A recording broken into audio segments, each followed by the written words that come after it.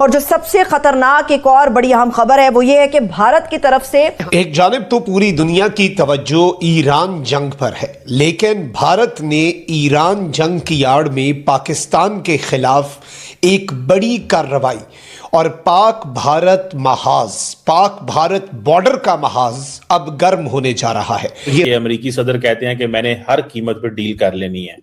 और सुनने में ये भी आया कि ईरान के वजीर खारजा ये कह रहे हैं कि स्टीव विटकॉफ मुझे डायरेक्ट मैसेज भेज रहे हैं, लेकिन मैं जवाब नहीं दे रहा, नेगोशिएशंस नहीं कर रहा। ये इसके ऊपर भी कमेंट कीजिएगा।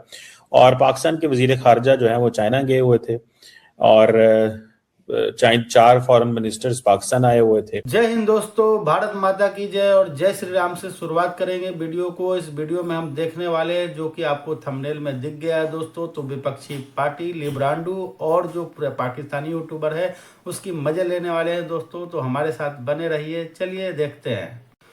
रॉ के अंदर से हमें क्रेडिबल इंफॉर्मेशन मिली है, लेट मी टेल यू, बहुत ही एक्सक्लूसिव किस्म की। और कश्मीर की जो सूरत हाल है वो दिन ब दिन बिगड़ती हुई दिखाई दे रही है कि भारत एक मर्तबा फिर से पाकिस्तान पर एक बहुत बड़े हमले की तैयारियां मुकम्मल कर चुका है। इस वक्त भारतीय फौज जो उनकी पेशकदमी है खुफिया तौर पर, जो हैवी अटरली है, वो लाइन ऑफ कंट्रोल पर क्यों भेजी जा रही है? लाइन ऑफ कंट्रोल पर हालात आउट ऑफ कंट्रोल हो चुके हैं। मुनीर मिस्त्री इज लाइकली टू एस्केलेट आने वाले दिनों में। हिंदुस्तान और अफगानिस्तान के बॉर्डर के ऊपर ये दोबारा पंगा लेके उस बॉर्डर को खोलेगा। वहां पे कुछ इंडिया में करवाएगा प्रॉक्सीज के जरिए, अफगानिस्तान में भी प्रॉक्सीज के जरिए कुछ करवाया जाएगा और अपने लोगों के ऊपर भी दहशतगर्दी करवाई जाएगी। इल्जाम उसका अफगानिस्तान और हिंदुस्तान पे लगाया जाएगा और वहां पे भी होगा, वो कहेंगे नहीं ये तो दहशतगर्द करवा रहे हैं, इससे हमारा कोई तल्लुक ही नहीं है। और वो जब रिएक्ट करेंगे तो ये कहेंगे हमारे बॉर्डर खुल चुके हैं, हॉट है हमारे western and eastern front, 2 front हमारे हॉट है, इंटरनल सिक्योरिटी हॉट है। सदर ट्रंप को जाके ये धोखा देंगे और क्योंकि इनकी कैपेसिटी नहीं है, ये पहले दिन से जो वादे करके आता है उनको पूरा करने की इसकी कैपेसिटी सिरे से है ही नहीं कि ओहो हिंदू आके हमें खा जाएगा और अखंड भारत बना जाएगा। ये जब तक डायलॉग नहीं बोले जाएंगे पाकिस्तान के मीडिया के ऊपर, और ये तभी बोले जा सकते हैं जब इंडिया आपके ऊपर अटैक करे। इंडिया कब अटैक करेगा? जब इंडिया के ऊपर कोई भी अंदर कोई भी किसी किस्म का दहशतगर्द हमला होता है तो तभी ये किया जा सकता है। इंशाल्लाह पाक आर्मी खड़ी हुई है, पाक आर्मी इंशाल्लाह इनका हल निकालेगी। और उन्होंने कह दिया कि हम पाकिस्तान के अंदर दुश्मन की कोई भी साजिश जो होगी उसको हम कामयाब नहीं होने देंगे। हो सकता है कि ये इंडिया की रॉ का काम हो या किसी और कंट्री या किसी और। पाकिस्तान का मीडिया तो खुलेआम ये बात कह रहा है कि इसके पीछे इंडिया और अफगानिस्तान मुलविस है, इंडिया और अफगानिस्तान मिलकर पाकिस्तान का माहौल खराब करने की कोशिश कर रहे हैं। हमारा पाकिस्तान इस टाइम बहुत ज्यादा खतरे की घंटी पे है, इस टाइम बहुत खतरनाक मरहले से गुजर रहा है। जब तक मूडी है जैस्मिन कुछ नहीं होने वाला है, जब तक मूडी है सिर्फ बदतर होने वाला है, वो ये रुकेगा नहीं।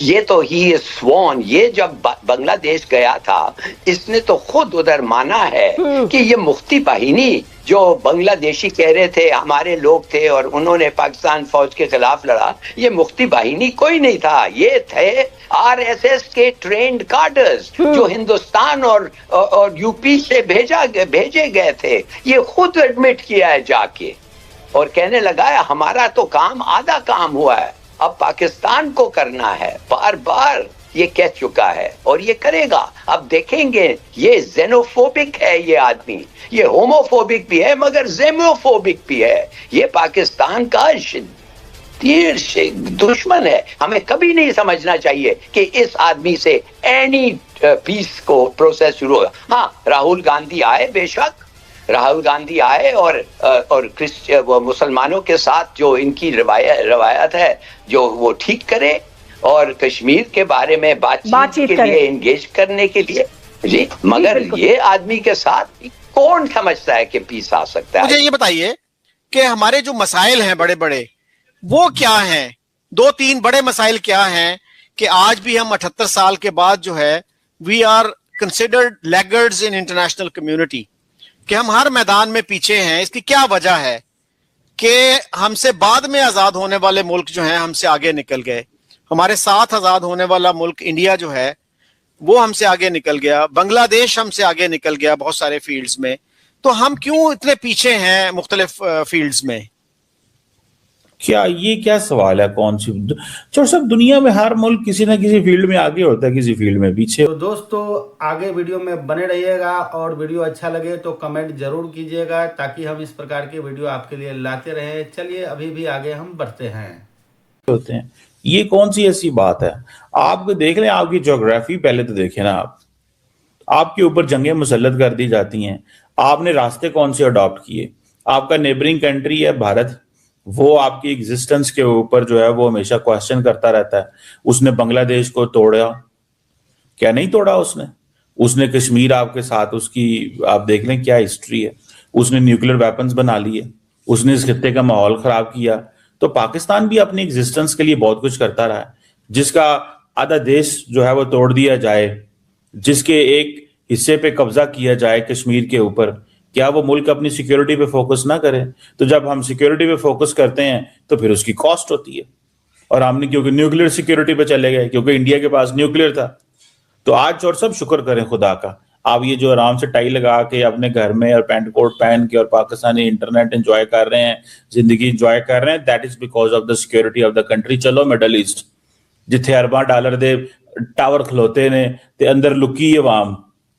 चौर साहब इस बात को भी फोकस किया करें कि ट्रिलियंस ऑफ डॉलर्स की बिजनेसेस हो रहे हैं वहां पे, ते अवाम जड़ी है ना बम नहीं ढक सकती।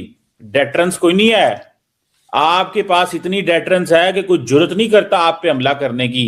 ते जे करदा है ते ओ फिर तुहानू पता ही है, फिर मैं हुण तुहानू की दसां, ओ तो तुहानू नहीं है। बाकी बात तो जब कौमों की जिंदगियों में इतना टाइम तो लग जाता है उठने में, तो असी कोई एडे भैड़े भी नहीं चौर साहब कि असी हुण सारा दिन रोंदे रहिए कि नहीं इकॉनमी इंज होगी। हाँ, बहुत मेहनत करने की जरूरत है, ह्यूमन सिक्योरिटी में काम करने की जरूरत है आपने, और बहुत सारी, मैं एग्री करता हूं उन चीजों में।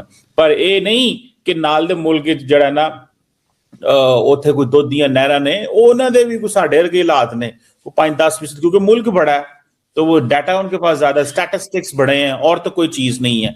आपकी अगर इकोनॉमी कितना है चौर साहब? इंडिया बड़ा हमसे 7 गुना 6 गुना कितना बड़ा है? 6 गुना जी, आबादी 6 गुना ज्यादा है उनकी। 400 अरब डॉलर दी ਤੁਹਾਡੀ जीडीपी है, ਤੇ अगू 6 चौका कर लो किन्ने बनदा है। ठीक है, अगर सिर्फ यही कर लें, आप 6 चौका नु तुसी ज़रब दे दियो, 6 चौका 24 ਹੁੰਦਾ चौर साहब जी जी। 2.4 ट्रिलियन डॉलर दी इकोनॉमी ते बड़े भैड़े हाल दी होनी सी ना, मर के होनी सी। ते देन आपने अगर मुस्लिम न्यूक्लियर कंट्री ना होते और आप अफगानिस्तान जैसे ब्रदरली इस्लामिक कंट्री के नेबर ना होते, तो जड़ा इतने तमाशे लगे ने और जो कुछ हुआ है, तो आप भी बेहतर हो जाते। कोई बहुत बड़ी रॉकेट साइंस नहीं चौर साहब, ऐसी कोई बहुत पीछे नहीं रह गए। हाँ, किसी चीज को एक्सक्यूज नहीं बनाना चाहिए, मैं इस चीज को ये भी कहता हूं। ये आपके पास टाइम कम होता है, ये नहीं एक्सक्यूज बनाए कि वो आगे लंघ गया तो वो पीछे रह गया, तो ये क्या हुआ। हम बुरे हालात में भी, अगर इतने बुरे हालात में भी असी 2.4 ट्रिलियन डॉलर की जीडीपी है, विद अगर 6 गुना हम बड़े हों तो, या एटलीस्ट इंडिया के बराबर हों तो। और दूसरी बात कि हमारे मरूजी हालात देखें आप, कि क्या हालात क्या हैं। हमें तोड़ा जाता है, हमें मजबूर किया जाता है आर्म्स बिल्डअप पे, फोर्स किया जाता है हमारे। आप इमेजिन करें कि एक बॉर्डर के ऊपर कभी सोवियत आ जाते हैं, कभी अमेरिकन आ जाते हैं, कभी क्या क्या होता है। ईरान के साथ बॉर्डर को, ईरान ने पूरी मिडल ईस्ट में जो है ना रौला पाया है। आप देखें ईरान का जो मॉडल था, जो आफ्टर रेवोल्यूशन, क्या उसके पाकिस्तान पे इंप्लीकेशन नहीं हुए? एक मुस्लिम कंट्री होने के नाते हमारे बहुत सारे चैलेंजेस हैं यार। वो that's a Hindu country, they have a different world view, उनकी डिफरेंट लाइन लेंथ है, ठीक है। उनके आज पूरी दुनिया में वो उनका मसला ही और है, ठीक है, हमारा मसला ही और है। सो मेरा ख्याल है कि हम एटलीस्ट और साहब सेफ एंड सिक्योर है, हमें कोई प्रॉब्लम नहीं है।